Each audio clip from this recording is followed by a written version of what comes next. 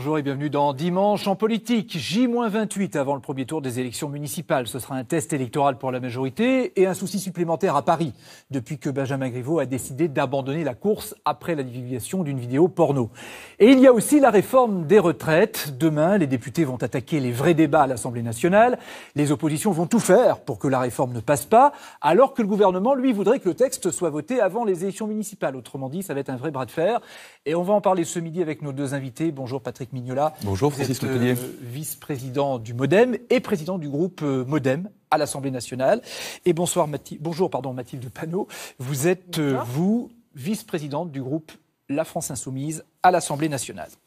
L'événement de la semaine, c'est la première victime mortelle du coronavirus en Europe et en l'occurrence en France, à Paris. Un Chinois de 80 ans qui est décédé vendredi. Il était hospitalisé depuis fin janvier. Un 12e malade diagnostiqué cette fois en Haute-Savoie, au Contamine-Montjoie, pas très loin de chez vous, Patrick Mignola, puisque vous êtes député de Savoie. Agnès Buzyn, ministre de la Santé, a indiqué que la France se prépare à toute éventuelle propagation du virus et elle va recevoir les professionnels de santé mardi pour faire le point. Est-ce que vous pensez que tout le dispositif est mis en place pour éviter une contagion ? En tout cas, le filet de protection médicale fonctionne. On était d'ailleurs avec le président de la République à Chamonix cette semaine, vous le savez, sur la biodiversité. Il a tenu à rencontrer les personnels à Contamine-Montjoie. Ce sont des gens absolument remarquables et c'est dans ces moments-là d'ailleurs qu'on voit qu'on a un système qui fonctionne. Voilà. Mathilde Panot.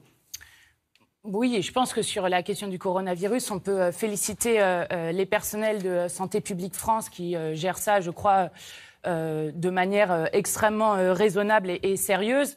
Bon, après, ça n'empêche pas qu'il y a depuis maintenant 11 mois une grève des soignants dans notre pays et ça pose le problème politique aussi de savoir quel système de santé on aura à l'avenir. Ça peut peser sur les soins ou en tout cas le suivi de l'épidémie, cette grève ?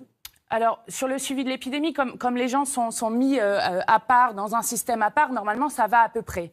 Donc, normalement, ça devrait être géré. Il ne faut pas avoir de psychose, je pense, sur cette question-là. Mais par contre, si on avait, par exemple, ce qui se passe en Australie avec des feux extrêmement forts, des nouvelles maladies liées aux pollutions, aux pesticides qui existent, là, on aurait un problème, effectivement, très fort. Et d'ailleurs, ça fait 11 mois que les soignants et les soignantes le disent. Alors, on parle d'Agnès Buzyn, la ministre de la Santé, qui est très mobilisée sur le coronavirus. Ce qui l'empêche, a-t-elle dit, de se lancer dans la campagne pour les municipales à Paris, où elle était attendue. Et justement, son nom circule avec insistance depuis quelques heures pour remplacer Benjamin Griveaux, dont je disais qu'il a quitté la partie à cause d'une vidéo porno qui a été diffusée. On va y revenir tout à l'heure. Patrick Mignola, est-ce que c'est envisageable pour vous qu'Agnès Buzyn, et est-ce que c'est souhaitable, se lance dans la campagne aux municipales pour remplacer Benjamin Griveaux ? Alors, comme ministre de la Santé, elle gère effectivement très bien cette pandémie sur le coronavirus. Elle a un énorme défi à relever, c'est celui de l'hôpital public, et je suis d'accord avec ce que dit Madame Panot. Ce sont des professions, ces professions médicales que toute la société admire, mais que la société paye mal. Parce que pendant 20 ans, on a baissé leur budget et que désormais, il faut les remonter. Est-ce qu'Agnès Buzyn, vous souhaitez qu'elle soit candidate à la place de Benjamin Griveaux ? Mais moi, je pense que notre système fonctionne, que la structure fonctionne, et qu'à Paris, on a besoin d'un nouvel élan. On a besoin d'un plan B qui peut être un plan B Buzyn, parce qu'un plan B Buzyn, c'est aussi un plan B bienveillance. Agnès Buzyn, c'est une femme de très grand talent et c'est quelqu'un qui a beaucoup d'humanité. Et ça manque beaucoup dans cette campagne à Paris, parce qu'on connaît les grands sujets parisiens. C'est ce qu'avait proposé François Bayrou, souvenez-vous. Est-ce que vous êtes en train de dire que si certains avaient écouté François Bayrou, on n'en serait pas là aujourd'hui ? Je crois qu'il ne faut pas penser l'avenir uniquement en regardant dans le rétroviseur. François Bayrou a souvent plutôt du pif pour choisir les candidatures. En l'occurrence, je crois surtout que Agnès Buzyn ferait une très bonne maire de Paris. La décision lui appartient. C'est à elle de regarder comment elle peut rassembler. Mais vous allez tout faire pour la convaincre, si je comprends bien au modèle. Mais en tout cas, on sera là pour contribuer à la place qu'est la nôtre à toutes les passerelles possibles pour qu'autour d'Agnès Buzyn, un large rassemblement se fasse et qu'on puisse éventuellement gagner. On a compris très clairement qu'Agnès Buzyn, c'est votre candidate. Mathilde Panot, vous vouliez ajouter quelque chose ? Je pense que ça serait une bonne occasion pour les Parisiens et les Parisiennes. Ils pourraient à la fois sanctionner LREM, la retraite en moins, et puis sanctionner aussi celle qui est en train de tuer l'hôpital public, parce que contrairement au coronavirus dont on parlait juste à l'instant, qui pour le coup, oui, il faut admettre que c'est bien géré, là on est sur une situation où les soignants depuis 11 mois demandent des moyens supplémentaires, des lits supplémentaires, et aucune réponse n'est apportée, alors que ça fait 11 mois qu'ils font grève. On a déjà apporté quelques-unes. 800 millions d'euros pour la PHP. Oui, ça ne suffit pas. Il y a 8 milliards en moins qui ont disparu en 10 ans. Et oui. Mais comme il y a 10 ans, on n'était pas là, il faut effectivement conséquence de faire. Vous continuez. Ça a été dans les budgets notamment de l'année dernière. Vous l'avez même su. Elle serait attendue au tournant, Agnès Buzyn. Il va falloir la convaincre d'aller dans la bataille. Elle ne connaît pas ça, Agnès Buzyn. Vous allez la convaincre ? Mais vous savez, on n'est pas obligé de faire de la politique uniquement dans un esprit de bataille. Mais vous allez réussir à la convaincre, vous croyez ? Mais je ne sais pas. C'est vraiment un choix personnel de sa part, parce qu'une élection commune municipale à Paris, c'est vraiment la rencontre avec le peuple de Paris. Et on sait ce que sont les grands sujets parisiens sur sécurité, propreté, mobilité, sur les dettes financières, les dettes écologiques. Mais au-delà de ça, il faut mettre du lien, il faut mettre de la chair. Et je crois qu'elle a cette patte humaine pour faire de la politique différemment. Cette semaine, Patrick Balkany, l'ancien maire Les Républicains de Levallois-Perret, poursuivi pour fraude fiscale, prise illégale d'intérêt, a été remis en liberté pour des raisons de santé. Il y a aussi le débat sur les retraites qui va connaître un nouvel épisode à la fois à l'Assemblée et dans la rue.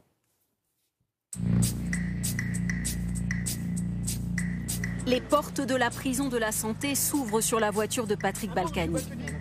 Vitre ouverte, l'homme très amaigri fait un signe aux journalistes. La Cour a demandé, indiqué que c'était plus possible et qu'il fallait le laisser sortir pour se soigner. Patrick Balkany a tenu à se rendre à la mairie de Levallois-Perret pour y saluer élus et collaborateurs. Une dernière étape avant de rejoindre son domicile. Entrée du palais de justice bloquée, report des audiences, demande de remise en liberté. Depuis le début de la grève, les avocats multiplient les actions pour faire reconnaître la particularité de leur régime de retraite et pour exprimer leur inquiétude concernant l'avenir de la profession. C'est la grande question de la réforme des retraites. Comment va évoluer la valeur du point ? Problème, aucun chiffre ni aucun indice n'existe encore. Il nous faut créer un indicateur de référence qui regroupe l'ensemble des revenus d'activité. Il invente un indicateur, il fonde sa réforme sur un indicateur qui n'existe pas aujourd'hui. Les syndicats veulent élargir la prise en compte de la pénibilité aux postures difficiles, aux charges lourdes, aux vibrations et aux risques chimiques. Demande refusée pour l'instant par le gouvernement. Je prends acte que notre commission n'est pas en mesure d'achever la discussion des articles du projet de loi ordinaire. En cause, la trop grande quantité d'amendements, 22 000. C'est du coup le projet initial du gouvernement qui sera présenté à partir de lundi dans l'hémicycle.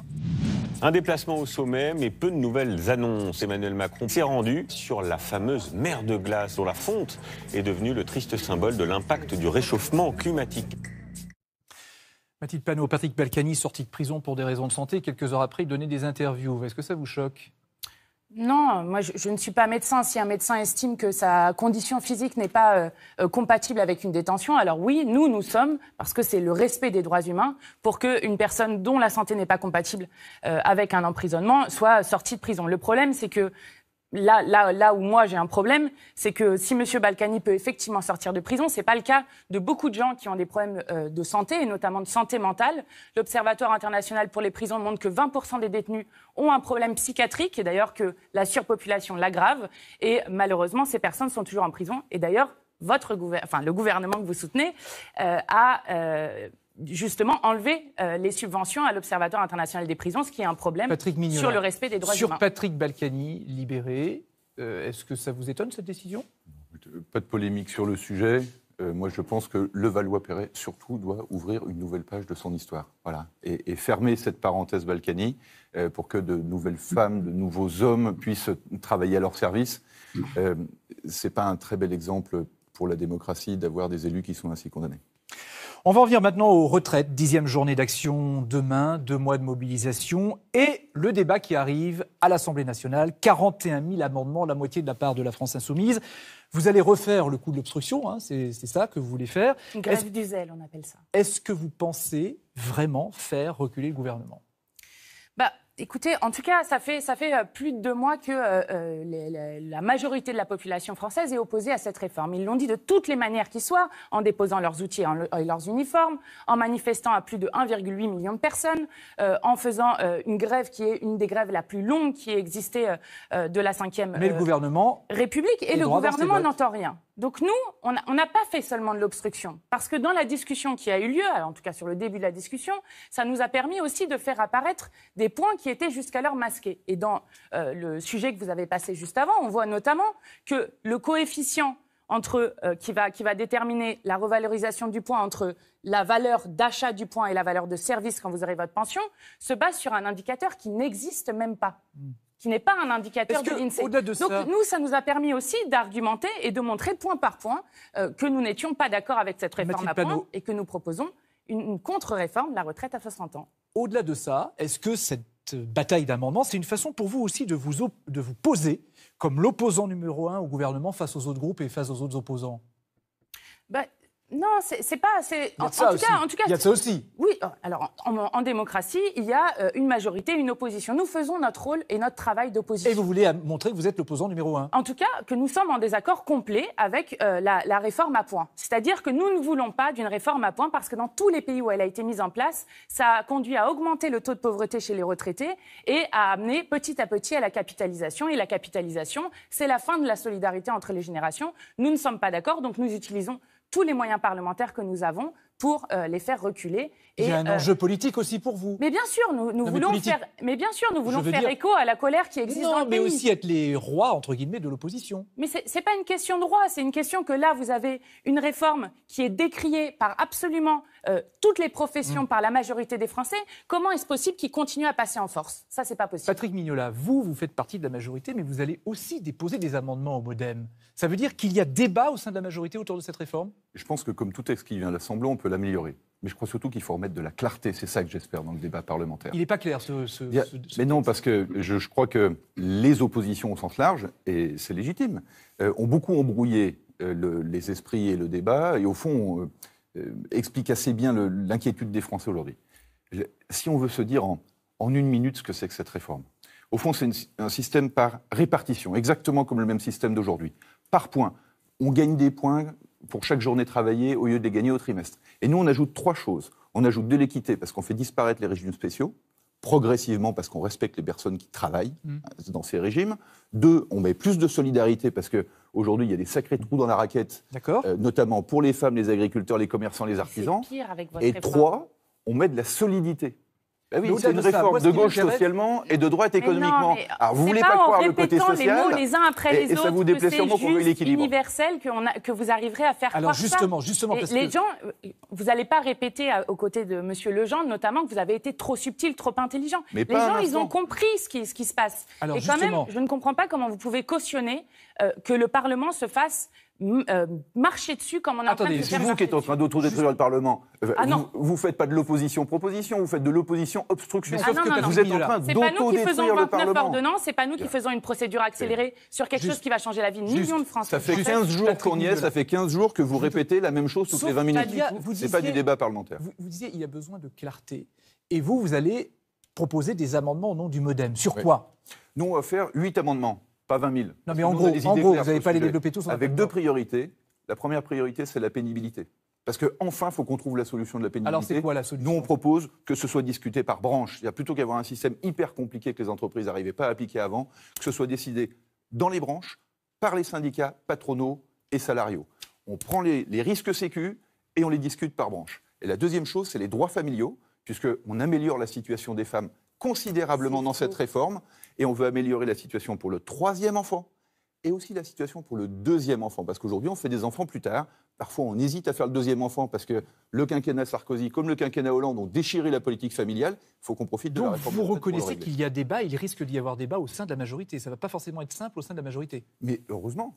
Sinon, on dirait que la majorité est une majorité de godilles. Il va y avoir débat. Il peut y avoir des défaillances au sein de la majorité. Mais ce n'est pas forcément des défaillances. C'est qu'aujourd'hui, on a un texte qui est un bon texte, qui est vraiment la première brique du contrat social qu'on doit proposer aux Français. Il ne faut pas qu'on la rate. Il faut qu'on la réussisse. Mathilde Panot, vous vouliez dire un mot et puis après Oui, poser une question. 2 mots sur ce qui a été dit. La première des choses, c'est que M. Pietraszewski, qui est actuellement secrétaire d'État sur la question des retraites, est celui qui était rapporteur du texte sur le Code du travail, la destruction du Code du travail, nous on dit. Notamment qui a fait un Code du travail entreprise par entreprise. Donc en termes d'universalité, on est extrêmement loin. La deuxième des choses, c'est que c'est ce gouvernement qui, en tout début de mandat, a supprimé 4 critères de pénibilité, notamment le port de charges lourdes et le risque d'exposition. Mais c'est ce que vous voulez réintégrer, si j'ai compris. Exactement. Donc, mais vous nous avez, à chaque réforme, vous nous avez annoncé que la nuit allait tomber sur la France, sur le Code du travail, sur la SNCF, sur la réforme de la formation professionnelle. Non, la nuit n'est pas tombée sur la France. Les égoutiers, au contraire, ils vont on a des impôts qui baissent, on a plus d'apprentis, on a un chômage qui baisse. On a plutôt alors, le ciel qui s'éclaircit. Juste pour revenir, Mathilde Panot. Mais non, demain, ne faites pas croire des choses fausses. On n'est pas d'accord. vous n'êtes pas d'accord.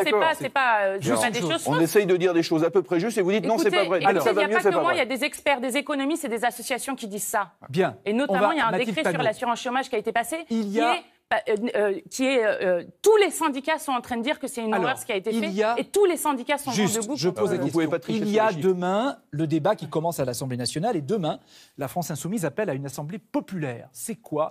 Qui vous y attendez? C'est une manifestation de plus? C'est quoi? L'Assemblée populaire, c'est une assemblée qui commencera en même temps que les débats commenceront dans l'hémicycle. Mais c'est quoi? Alors, dans cette Assemblée populaire, vont parler à la fois des députés qui feront l'aller-retour entre l'hémicycle et le dehors de l'hémicycle pour expliquer ce qui est en train de se passer, parce que c'est un sujet qui intéresse énormément les Français et les Françaises. Mais vous attendez des syndicats qui viennent? Oui, il y a des syndicalistes qui seront là, vous aurez des avocats qui vont venir parler, vous aurez des soignants. C'est quoi? Mais c'est une manifestation, c'est quoi? C'est une manière de partager les arguments contre cette réforme et de montrer que nous pouvons faire autrement. C'est-à-dire la pression de la rue, la pression de la rue. Il y a quand même un symbole au moment où on est en train de marcher sur la souveraineté populaire, de la mettre à bas complètement, de recréer en dehors une assemblée populaire qui justement discute de ce qui se passe à l'Assemblée. Et je pense que c'est un symbole. C'est vous qui organisez la guérilla parlementaire. Ne dites pas qu'on méprise la souveraineté populaire. La souveraineté populaire, elle doit s'exprimer dans l'Assemblée nationale et pas en répétant de façon circulaire tous les amendements identiques toutes les 15 minutes. Est-ce que la majorité des Français sont opposés à cette réforme, oui ou non? Mais moi, je rencontre des Français tous les jours. Il y en a beaucoup moins que vous le prétendez. Et surtout, ils ont besoin de clarté. Parce que ça les concerne. Si vous en êtes sûr, faites le référendum. Ah, mais c'est toujours une très bonne idée de donner la parole au peuple. Mais vous donnez pas la parole au peuple, vous voulez donner la parole à la rue. C'est extrêmement différent. Le peuple, il s'est déjà exprimé lors de l'élection présidentielle, tout le monde peut voter, lors de l'élection législative. À chaque fois, on n'a rien caché de cette réforme. Sur le fait qu'on voulait une réforme qui s'adresse à tous. Non. Et désormais, il faut qu'on puisse l'appliquer à chaque Français. Alors non. Et à chaque Parce que je voudrais poser une question à Patrick. Je veux poser une question. Ni à l'âge de la retraite, ni au niveau des pensions, c'est le contraire. Mais on ne touchera pas au niveau des pensions, on va les protéger. Vous devriez nous aider à faire ça. Patrick Mignola, le gouvernement veut aller vite. Il veut que ce soit adopté avant les municipales, en première lecture. Vous avez été le premier, vous, à suggérer l'utilisation du 49.3 pour accélérer tout ça. Vous regrettez que le gouvernement l'exclue? Non, moi je comprends très bien le gouvernement, parce que c'est compliqué. Le 49.3, c'est un gros mot, donc moi je dis des gros mots pour éviter les petits débats. Et en l'occurrence, 49.3, c'est quoi? C'est un débat sans vote. Pour le moment, je constate qu'on a un débat sans débat. Donc j'espère que dans les 2 semaines qui viennent, on aura un vrai Sinon, débat. 49.3, vous y êtes toujours favorable? Je crois qu'on peut aller plus loin que 2 semaines. On peut peut-être faire 3, peut-être faire 4. Mais n'oublions pas qu'après, on ira au Sénat, que ça reviendra en 2e lecture à l'Assemblée nationale. Les retraites, nous en parlerons jusqu'au mois de juin. Donc le 49.3 est toujours sur la table de dérouler. Mais je crois que le gouvernement l'exclut. Moi, je n'y suis pas opposé, parce que si le Parlement a l'intention de s'autodétruire en créant un écran de fumée devant le vrai débat, eh ben dans ce cas-là, il faudra qu'on en sorte par le haut. Bien. On va alors, pas en débat avec les mains cachées dans le dos. Le premier tour des élections. Plusieurs points sur lesquels nous n'avions aucune réponse. Le premier tour des élections municipales approche, c'est le 15 mars. Les municipales, cap ou pas cap. Les ambitions sont différentes d'un parti à un autre. On va accueillir Frédéric Saïz, éditorialiste politique à France Culture. Bonjour Frédéric. Bonjour Francis. Et évidemment, on va revenir sur le coup de tonnerre dans la campagne des municipales de Paris. Le candidat à La République En Marche, Benjamin Griveaux, qui a démissionné après la publication d'une vidéo à caractère sexuel. L'ex-candidat a porté plainte pour atteinte à l'intimité de la vie privée. Et on va commencer par Patrick Mignola. Agnès Buzyn ferait une très bonne maire de Paris. C'est ce que vous avez déclaré, Patrick Mignola, il y a quelques instants. En pleine crise hospitalière, avec la vigilance sur le coronavirus, est-ce qu'il n'y a pas un risque de décalage à ce que la ministre de la Santé consacre une partie de son agenda à une campagne électorale? Je vous l'ai dit, moi je crois qu'on a un système de santé qui fonctionne très bien. Elle est une remarquable ministre de la Santé, mais nous pensons depuis longtemps qu'elle pourrait être une très bonne maire de Paris. On est dans une situation qui, même sur le plan démocratique, est très compliquée. On vient d'assister à un assassinat numérique. On va y revenir. On a besoin de redonner un espoir, et à Paris, il y a 75% des gens qui veulent changer de maire. Mais est-ce qu'elle peut faire les deux, ou est-ce qu'elle doit démissionner de son poste de ministre de la Santé pour faire campagne? Je crois qu'elle est tout à fait en capacité de pouvoir conduire la campagne et de rester au gouvernement. On a besoin de nous donner un nouvel espoir à Paris. D'un mot, l'annonce, ce sera quand? L'annonce, j'espère que ce sera d'ici ce soir, peut-être demain. Il faut se donner le temps, parce que, vous savez, non seulement il faut choisir la bonne personne. Quand on élit un maire, on élit le taulier, celui à qui on confie ses enfants et son chéquier. Mais il faut être aussi en capacité de penser les rassemblements autour d'elle. Et Cédric Villani, non, c'est hors de question. Mais il faudra que le rassemblement se fasse. Alors peut-être avant le premier tour, peut-être après le premier tour. Mais forcément, c'est en rassemblant large qu'on pourra gagner. Mathilde Panot, la question qui se pose va bien au-delà de la municipale parisienne, évidemment, avec la diffusion de vidéos intimes qui aboutissent à l'abandon d'un candidat. Il y a eu beaucoup de lois autour des choses qui peuvent s'écrire sur Internet, la loi sur les fake news, la loi également sur la haine en ligne, votée récemment à l'Assemblée nationale, loi que vous n'avez pas votée à la France Insoumise. Est-ce que vous le regrettez? Est-ce qu'il faut légiférer davantage, ou est-ce que finalement ces choses-là ne peuvent plus s'empêcher aujourd'hui? Non, on ne le regrette pas parce que ça ne répond pas, par exemple, à la situation dont on parle sur M. Griveaux. Évidemment, c'est condamnable. Quand on fait de la politique, il y a des lignes rouges et on fait de la politique sur des débats argumentés et pas sur de la vie personnelle. Et nous avons été nombreux et nombreuses à la France Insoumise à le dénoncer. Mais sur les lois dont vous parlez, la loi fake news, la loi contre la haine sur Internet, nous ne sommes pas d'accord avec la méthode qui est utilisée parce qu'il y a déjà des lois qui existent pour pouvoir condamner ce genre d'agissement et ce genre d'appel à la haine qui existe. Mais qui ne fonctionne pas, visiblement. Oui, non, mais alors là, qu'est-ce qu'ils sont en train de faire? Ils sont en train de déposséder le pouvoir judiciaire, qui pour nous devrait avoir, pour le coup, le pouvoir de décider si on sanctionne ou non, pour le transférer aux plateformes privées, que ce soit Facebook ou d'autres, qui décideront avec des algorithmes qui sont extrêmement problématiques. Il y a eu de nombreux appels, d'ailleurs, de militants, d'activistes à refuser cette loi, et qui, du coup, ne sont pas notre conception de comment on lutte. Et justement, l'heure est à protéger la liberté d'expression. Autre question que ça suscite, cette affaire. Au cœur de l'affaire, vous avez vu que c'est l'activiste russe Piotr Pawlenski qui a révélé, qui a diffusé ces vidéos. Il était exilé politique en France. Depuis mai 2017. Député LREM qui dit qu'il faudrait finalement le renvoyer, ne plus accepter cet asile politique. Est-ce que vous y êtes, vous, favorable? Non, je suis en total désaccord avec ça, y compris en condamnant, parce que, justement, les conventions internationales, c'est de savoir est-ce qu'on donne le statut de réfugié politique à quelqu'un s'il est en danger dans son pays, ce qui est évidemment le cas. C'était un opposant à Vladimir Poutine. C'est un opposant à Vladimir Poutine. Donc, il faut mettre en place les mesures législatives pour punir ce qui a été fait dans ce qui est illégal, et il y a un arsenal qui existe déjà, mais on ne doit pas remettre en cause son statut de réfugié politique. Patrick Mignola, même question. Politique, c'est contre les droits humains. Non, on ne peut pas remettre en cause un statut de réfugié politique, c'est évident. Même dans cette affaire-là. Il doit être jugé.